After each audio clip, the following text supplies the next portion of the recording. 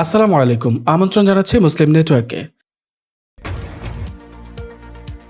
বঙ্গোপসাগরে কোয়াড এর মহড়া, মিয়ানমারের কপালে ভাঁজ।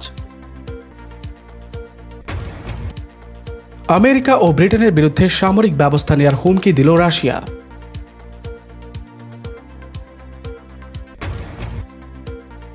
অন্যদিকে আমেরিকার প্রতি কঠোর হুঁশিয়ারি দিলেন চীনের পররাষ্ট্রমন্ত্রী। এবং অ্যাডমিরালদের খোলা চিঠি রাজনৈতিক অভ্যুত্থানের আভাস, বললেন এরদোগান। দর্শক, খবরগুলোর বিস্তারিত জানতে পুরো ভিডিওর সাথেই থাকুন। আর নিয়মিত আন্তর্জাতিক খবর সবার আগে পেতে মুসলিম নেটওয়ার্ক সাবস্ক্রাইব করে পাশে থাকা বেল বাটনে ক্লিক করে রাখুন। ইন্দো প্যাসিফিক সামুদ্রিক নিরাপত্তা বৃদ্ধির লক্ষ্যে বঙ্গোপসাগরে সামরিক মহড়া করেছে সামরিক জোট কোয়াড। এর অন্তর্ভুক্ত ভারত, অস্ট্রেলিয়া, জাপান ও যুক্তরাষ্ট্র। তবে এতে নেতৃত্ব দেবে যুক্তরাষ্ট্রের মিত্র ফ্রান্স। লা পেরোজ নামের মহড়াটিতে এবারই প্রথম যোগ দিয়েছে ভারত। এর আগে 2019 সালে ভারতকে ছাড়াই এই নামে মহড়া অনুষ্ঠিত হয়েছিল। এ খবর দিয়েছে দ্য নিক্কেই এশিয়া। আর এই ঘটনায় দৃশ্যতই চিন্তিত মিয়ানমারের সামরিক জান্তা। দেশটি একই দিনে নিজেরাও সামরিক মহড়া চালানোর ঘোষণা দেয়। খবরে বলা হয়, ফ্রান্সের নেতৃত্বে 3 দিন ব্যাপী মহড়াটি শুরু হয়েছে সোমবার থেকে। নয়াদিল্লির ফরাসি দূতাবাস গত বুধবার এক বিবৃতিতে জানায়, এই মহড়া 5টি সমমনা উচ্চ পর্যায়ের নৌশক্তির সম্পর্ক ঘনিষ্ঠ করার, তাদের দক্ষতা বৃদ্ধির এবং অবাধ ও উন্মুক্ত ইন্দো প্যাসিফিক অঞ্চলে সামুদ্রিক সহযোগিতা বৃদ্ধির একটি সুযোগ। গত 12ই মার্চ অস্ট্রেলিয়া, ভারত, জাপান ও যুক্তরাষ্ট্রের অনানুষ্ঠানিক কৌশলগত forum the Quadrilateral Security Dialogue Quad এর প্রথম যৌথ সম্মেলনের পরই এই মহড়ার ঘোষণা আসে। মার্কিন প্রতিরক্ষামন্ত্রী লয়েড অস্টিনের এশিয়া সফরের সময় সম্মেলনটি অনুষ্ঠিত হয়। মহাসড়কটিকে এশিয়ার ভূ রাজনৈতিক অঙ্গনে গুরুত্বপূর্ণ এক মুহূর্ত হিসেবে বিবেচনা করা হচ্ছে। উল্লেখ্য, এর আগে গত নভেম্বরে ইন্দো প্যাসিফিক অঞ্চলে মালাবার সামরিক অনুশীলন করে 4 কোয়াড সদস্য। তাদের সঙ্গে ফ্রান্স যুক্ত হওয়ায় দেশগুলোর মধ্যে সহযোগিতার নতুন উচ্চতা পাবে বলে ধারণা করা হচ্ছে। প্রতিরক্ষা ও কৌশল বিষয়ক বিশ্লেষক এবং সংবাদ মাধ্যম ডিফেন্সের সম্পাদক NC বিপিন্দ্র বলেন, কোয়াড দেশগুলোর এই যৌথ মহড়া এই অঞ্চলের ওপর নজর রাখা প্রত্যেকের কাছেই গুরুত্বপূর্ণ। অবশ্যই চীন ও সেসব পর্যবেক্ষকদের মধ্যে রয়েছে। সাম্প্রতিক সময়ের আগ্রাসী সামরিক তৎপরতার মাধ্যমে ইন্দো প্যাসিফিক অঞ্চলে প্রভাব বৃদ্ধি করেছে দেশটি।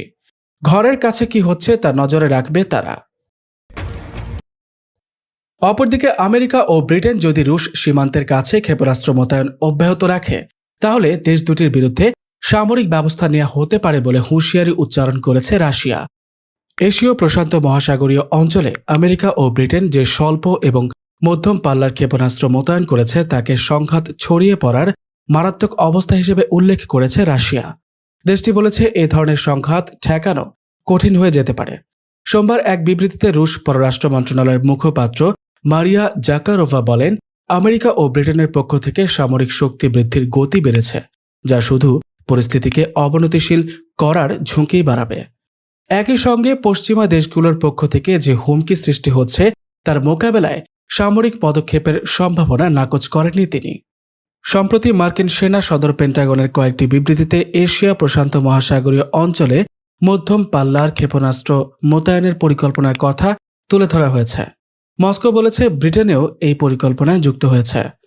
আমেরিকা ও রাশিয়ার মধ্যে সই হওয়া ইন্টারমিডিয়েট রেঞ্জ নিউক্লিয়ার ফোর্স ট্রিটি বা INF এর অধীনে এ ধরনের ক্ষেপণাস্ত্র নিষিদ্ধ ছিল, কিন্তু ডোনাল্ড ট্রাম্পের আমলে আমেরিকা একতরফাভাবে সে চুক্তি বাতিল করে। এবার আমেরিকা ও চীন প্রসঙ্গ। চীনের পররাষ্ট্রমন্ত্রী ওয়াং ই হুঁশিয়ারি উচ্চারণ করে বলেছেন, ওয়াশিংটনের পক্ষ থেকে কোনো একতরফা দাবি বেইজিং মেনে নেবে না।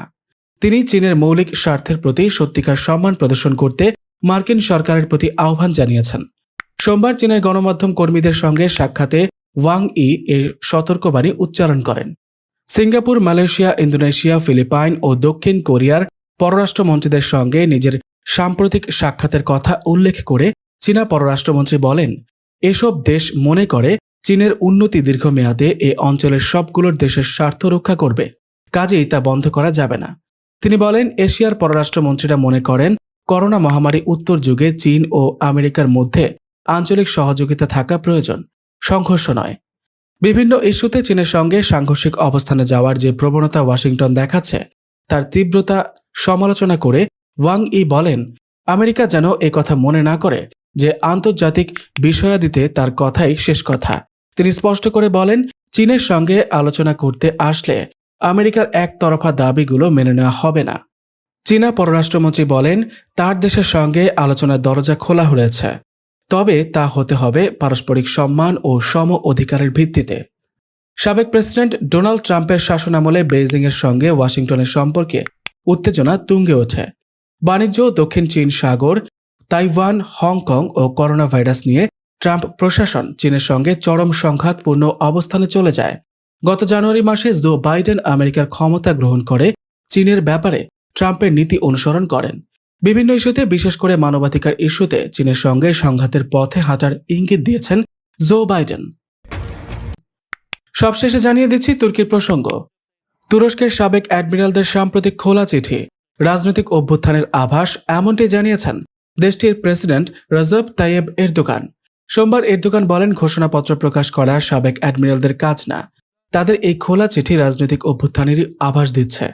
তিনি বলেন যে দেশের ইতিহাসের পুরোটাই অভ্যুত্থান আর বিবৃতিতে ভরা। সেই দেশে মধ্যরাতে 104 সাবেক জেনারেল এহেন কর্মকাণ্ড কোনোভাবেই গ্রহণযোগ্য হতে পারে না। শনিবার প্রেসিডেন্ট কার্যালয়ের সমালোচনা করে একটি চিঠিতে সই করেন 104 জন সাবেক অ্যাডমিরাল। তারা বলেন, ইস্তানবুলে এরদোগানের নতুন খাল খনন প্রকল্প 85 বছরের পুরনো মন্ট্রিক্স নৌ চুক্তিকে ঝুঁকিতে ফেলে দেবে।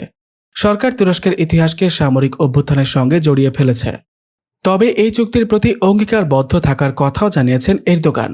এই খোলা চিঠির ঘটনায় তদন্ত করা হবে। এছাড়াও এতে আরও 4 সন্দেহভাজনকে আগামী 3 দিনের মধ্যে আঙ্কারার পুলিশের কাছে রিপোর্ট করতে বলা হয়েছে। গত মাসে 28 মাইল দীর্ঘ নতুন জাহাজ লেনের অনুমোদন দিয়েছে তুরস্ক, যা কৃষ্ণ সাগরকে ভূমধ্যসাগরের সঙ্গে সংযুক্ত করবে। এই প্রকল্পকে পানামা ও সুয়েজ খালের সঙ্গে তুলনা করা হচ্ছে, কিন্তু মন্ট্রিক্স কনভেনশনে তুরস্কের অঙ্গীকারকে ঝুঁকিতে ফেলে দিয়েছে। এরদোগানের মতে, মন্ট্রিক্স কনভেনশনের সঙ্গে এই প্রকল্পের সংযোগ খোঁজা সম্পূর্ণ ভুল, কারণ এই যুক্তি থেকে সরে আসার কোনো কারণ আমাদের নেই।